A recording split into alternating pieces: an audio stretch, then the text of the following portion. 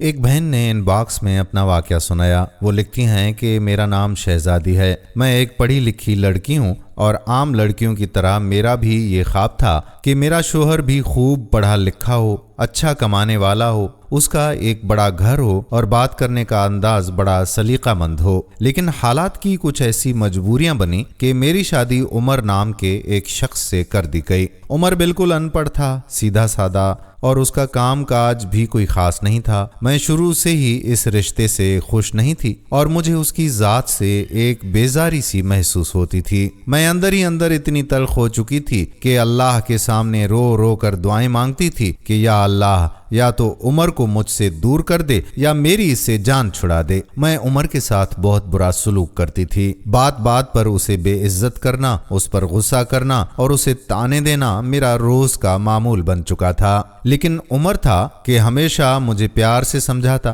کبھی بالکل خاموش ہو جاتا تو کبھی میرا غصہ دیکھ کر گھر سے ہی باہر نکل جاتا۔ ایک دن بات اتنی بڑھی کہ میں لڑ کر اپنے میکے چلی گئی اور ضد پکڑ لی کہ مجھے بس ہر حال میں طلاق چاہیے۔ میرے والدین نے مجھے بہت سمجھایا کہ بیٹی ایسا نہ کرو، لڑکا بہت اچھا ہے، بس بیچارہ پڑھا لکھا نہیں ہے۔ ہمیں یہ بتاؤ کہ کیا کبھی اس نے تم پر ہاتھ اٹھایا، کبھی کوئی گالی دی؟ لیکن میں کسی کی سننے کو تیار ہی نہ تھی اور طلاق پر اڑی رہی۔ اپنے والد کو مجبور کرنے کے لیے میں نے جھوٹ بول دیا کہ وہ مجھے خرچہ نہیں دیتا۔ میری یہ بات سن کر امی ابو نے عمر کو اپنے گھر بلوا لیا۔ عمر میرے سامنے آ کر بیٹھ گیا۔ ابو نے پوچھا، کیوں بھائی عمر، تم شہزادی کو خرچہ کیوں نہیں دیتے؟ عمر نے سر جھکایا اور بڑی دھیمی آواز میں بولا، ابو جی، میں جو کچھ بھی کما کر لاتا ہوں اس میں سے گھر کے ضروری اخراجات نکال کر جو ایک ایک روپیہ میرے پاس بچتا ہے وہ سب کا سب میں شہزادی کے ہاتھ پر ہی رکھتا ہوں، میں اپنے پاس کچھ بھی نہیں رکھتا۔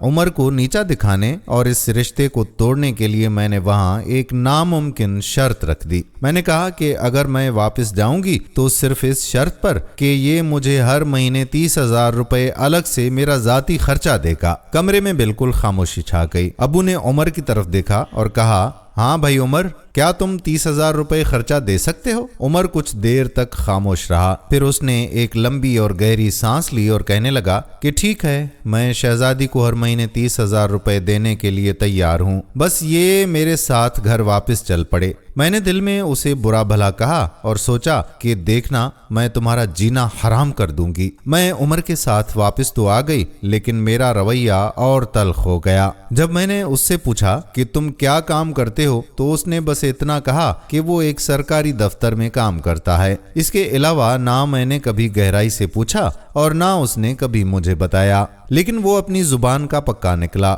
ہر مہینے کی پہلی تاریخ کو وہ چپ چاپ 30,000 روپے لا کر میرے ہاتھ پر رکھ دیتا تھا۔ اسے مزید تنگ کرنے کے لیے ایک دن میں نے کہہ دیا کہ عمر، مجھے آئی فون چاہیے۔ میں بس یہ چاہتی تھی کہ وہ میری فرمائشوں سے تنگ آ جائے اور خود مجھے طلاق دے دے۔ وہ میری بات سن کر تھوڑا لڑکھڑایا لیکن بولا، شہزادی، میں لا دوں گا، تم پریشان نہ ہو، بس مجھ سے دور جانے کی بات نہ کیا کرو، تم جو کہو گی میں کروں گا۔ میں کچن میں بھی اس کے ساتھ سخت زیادتی کرتی، کبھی کھانے میں مرچیں تیز کر دیتی تو کبھی نمک بہت زیادہ ڈال دیتی۔ وہ دن بھر کا تھکا ہارا کام سے گھر آتا اور جو کچھ بھی سامنے ہوتا چپ چاپ کھا کر بے ہوشوں کی طرح سو جاتا۔ میں اکثر سوچتی تھی کہ یہ ایسا کون سا کام کرتا ہے جو اسے اتنا تھکا دیتا ہے۔ پھر ایک دن وہ دوپہر آئی جس نے میری زندگی ہی بدل کر رکھ دی۔ میں ایک ٹیکسی میں بیٹھ کر شہر کے سب سے بڑے مال میں شاپنگ کے لیے جا رہی تھی۔ جب ہماری گاڑی بس اڈے کے پاس سے گزری اور میں نے باہر دیکھا تو میرا پورا وجود جیسے بے جان سا ہو گیا۔ وہاں اس شدید گرمی اور دھوپ میں عمر کھڑا تھا، وہ عمر جس سے میں شدید نفرت کرتی تھی، جسے میں جاہل اور ان پڑھ کہتی تھی، جسے میں نے کبھی پیار سے کھانا تک بھی نہیں دیا تھا۔ وہ پھٹے پرانے کپڑے پہنے، پاؤں میں ٹوٹی ہوئی جوتی ڈالے، اپنی بساط سے زیادہ بھاری بوجھ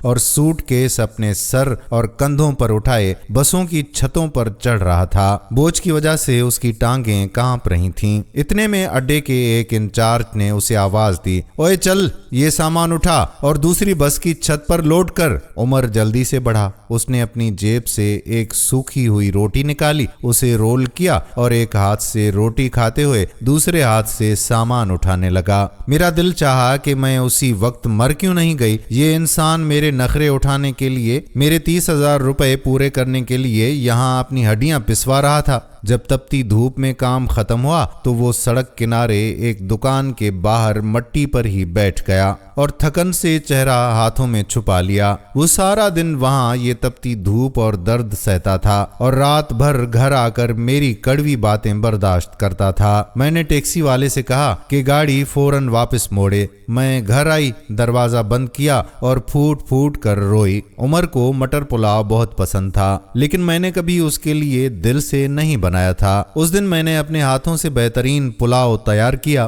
رات کو جب عمر گھر آیا تو حسب معمول وہ کچن کی طرف گیا تاکہ خود کھانا گرم کر کے کھا سکے، لیکن جیسے ہی اس نے گرم گرم پلاؤ دیکھا اس کا چہرہ کھل اٹھا۔ وہ پلیٹ میں پلاؤ نکال کر میرے پاس بیٹھ گیا اور کہنے لگا، شہزادی آج تو آپ نے کمال کر دیا، اتنا لذیذ پلاؤ میں نے سالوں بعد کھایا ہے۔ میں خاموش بیٹھی اس کا چہرہ دیکھتی رہی۔ میرا شوہر کتنا درد چھپائے ہوئے تھا اور اس نے کبھی مجھ سے ایک شکوہ تک نہیں کیا تھا۔ کھانا کھانے کے بعد اس نے اپنی جیب سے پیسے نکالے اور میز پر رکھ دیے۔ یہ لو شہزادی، تمہارے 30,000 روپے۔ یہ دیکھ کر میرے صبر کا بندھن ٹوٹ گیا۔ میں چیخیں مار کر رونے لگی اور بھاگ کر اس کے قدموں میں گر گئی۔ میں نے اس کے پاؤں چوم لیے اور روتے ہوئے کہا، عمر مجھے کچھ بھی نہیں چاہیے، مجھے یہ پیسے نہیں چاہیے، خدا کے لیے مجھے معاف کر دو۔ وہ بالکل حیران رہ گیا کہ مجھے اچانک کیا ہو گیا ہے۔ اس نے محبت سے میرے ہاتھ تھامے اور مجھے اٹھاتے ہوئے بولا، شہزادی اگر یہ پیسے کم ہیں تو میں اور محنت کر لوں گا، کہیں اور سے لا دوں گا، بس تم مجھے چھوڑ کر جانے کی بات نہ کرنا۔ تم بہت بھولی ہو، بہت پاگل ہو، میں تم سے بہت پیار کرتا ہوں، اگر تم مجھ سے الگ ہو گئی تو اس ظالم دنیا میں کہاں بھٹکو گی؟ میں تمہیں خود سے دور نہیں کر سکتا۔ اس کے ان الفاظ نے میری انا کو ہمیشہ کے لیے ختم کر دیا۔ میں نے روتے ہوئے کہا، عمر مجھے نہ آئی فون چاہیے، نہ گاڑی، نہ بڑا گھر،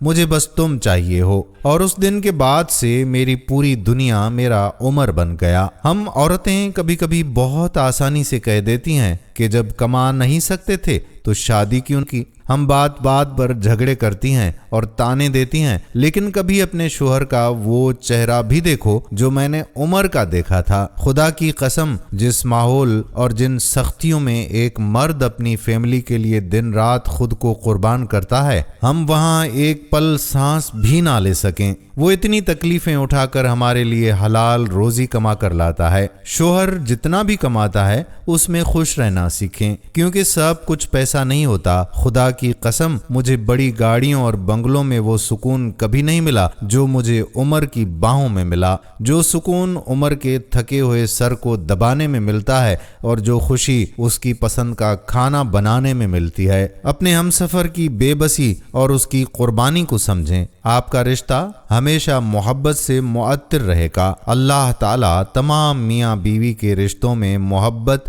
عزت اور ایک دوسرے کا احساس پیدا فرمائے۔ آمین۔